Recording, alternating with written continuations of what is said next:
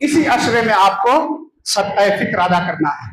صدقہ فطر جس کے بارے میں اللہ کے پیارے رسول صلی اللہ علیہ وسلم نے بیان فرمایا، ابن عمر کہتے ہیں کہ فرض رسول اللہ صلی اللہ علیہ وسلم زکات الفطر صاع من بر وصاع او صاع من شعیر۔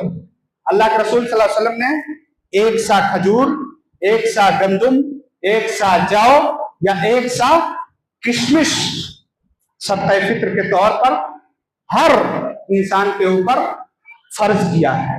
ہر انسان کے اوپر جو مسلمان ہے، اب چاہے وہ آزاد ہو یا غلام ہو، چھوٹا ہو یا بڑا ہو، مرد ہو یا عورت ہو، سب کے اوپر فرض ہے۔ یہاں تک کہ عثمان رضی اللہ تعالیٰ عنہ کے بارے میں آتا ہے کہ جو بچہ حمل سے ہوتا، ماں کی پیٹ میں ہوتا، اس کا بھی صدقہ فطر نکالا کرتے تھے، اس کی طرف سے بھی صدقہ فطر دیا کرتے تھے۔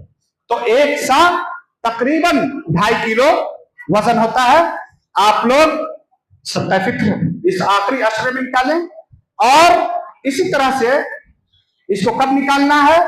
عید کی نماز سے پہلے پہلے نکالنا ہے۔ عید کے دن عید کی نماز سے پہلے پہلے نکالنا ہے۔